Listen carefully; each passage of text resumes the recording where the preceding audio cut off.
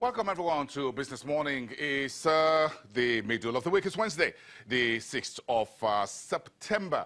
Let's get the next 1 hour together. We've talked about our top of the week in terms of what the GDP round of numbers will look like and what we will be doing with the analysts round, as it were. So this is where we're getting that continuing today, the second business and trading week of this first full week in September, now being shifted off by Monday's public holiday. The GDP numbers is out. You've heard you've seen the numbers. Everyone is talking about it. Then what everybody talk about the numbers, and again you find the presidency say yes, this good looks good, but there's still a lot more work to be done. That's also on the street as we speak. Then of course on social media, a lot of conversations going on as far as this is as far as the GDP second quarter 0.55% in the green.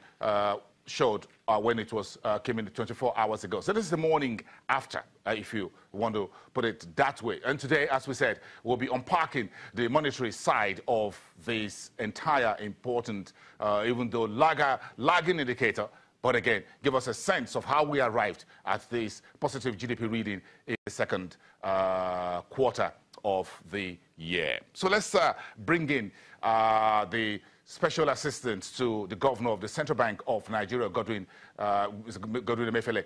The man who in the studio here is Emmanuel Ukeje, is the Special Assistant to the Governor. It's good to have you here. Good morning. Good morning, Basim. Thank you. It's a great pleasure. We have a very long way to go on this conversation today, so everyone needs to stick around, and you need to take a deep breath. We're going to break down a number of things. We're going to start.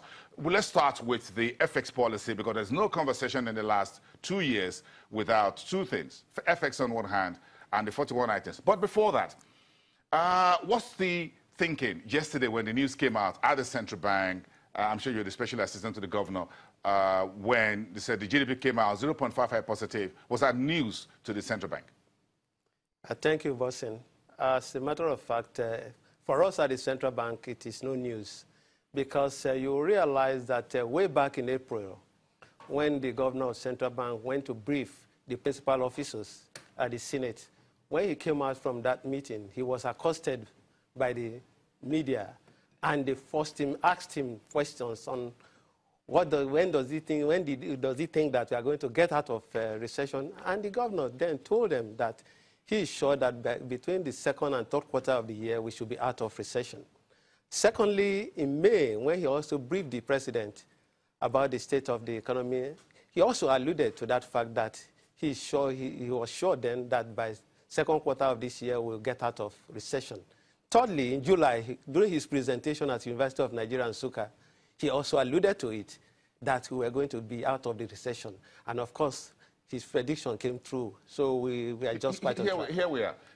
And it's all about, this entire conversation, Mr. Okeje, it's all about statistics and data. And if there's any institution in Nigeria, perhaps outside the Ministry of Finance, and maybe one or two other government agencies, and the NBS, the Central Bank sits on a mountain of data. And even the Statistician General, Dr. Yemikale, yesterday said that some of this data for this GDP were also taken from the Central Bank. So which means that when Godwin Emefiele says 3 times in the last 4 months that Nigeria will exit recession in the second quarter, he was talking to numbers. Definitely. He was talking to numbers. So let's get started. We have a long way to go today. So let's start with the FX. Thank you.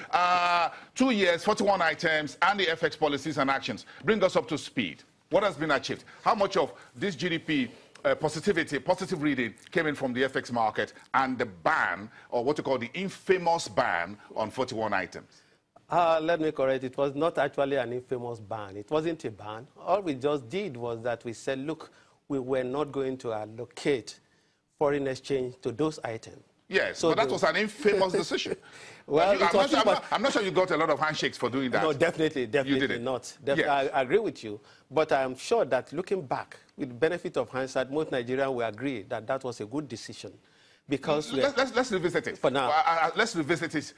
Why the ban on 41 items, and takes us to the second leg of the liberalization, opening up of several windows, which is still infamous with some people. Yeah, well, when that decision was taken, you know the precarious situation of our foreign reserve then. And the issue was, how do we ensure that what we have left in the kitty is utilized optimally for the benefit of Nigerians. And the central bank looked at it then and felt that these are commodities that could be produced within the shortest period or in the medium term, or that we have them already being produced within the country.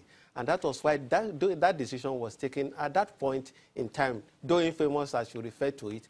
But today, looking back, we know that that decision has yielded the desired fruit, which we expected. A lot of industries have adjusted. They have been able to source their input locally, and we have seen industries coming up in terms of production of those particular commodities for which we were not allocating effects. And that has created jobs in the main for now, and then, of course, have also saved us the foreign exchange, which we did not have at that particular point in time to use for other things. And you remember, definitely, I remember when Dangote said, look, we should stop exporting Nigerian jobs. And that was part of the aim. We wanted this thing to be produced locally and not only build capacity for those who are producing it. You and I know that there was a time in this country that even the so-called Japanese car, we were referring to them as inferior. But because they had patronage, they improved. And for people to sit down and say, look, what you produce locally is inferior, but with patronage, they will improve. And that is what we have seen, that most of those industries have grown, they have produced, they have increased their capacity. And now they are supplying the industries, and we are seeing the impact. The industries are growing. I'm looking at the outcome based on some of this very interesting and very heavy set of information, graphics, infographics that yourself and your team produce for us to speak to the things you're talking about. What Nigerians were talking about, one of the very sticky points as far as issues were concerned with the 41 items and the FX was that you're looking at FX scarcity in terms of oil prices. Then what about employment generation and things like that? That's what exactly then.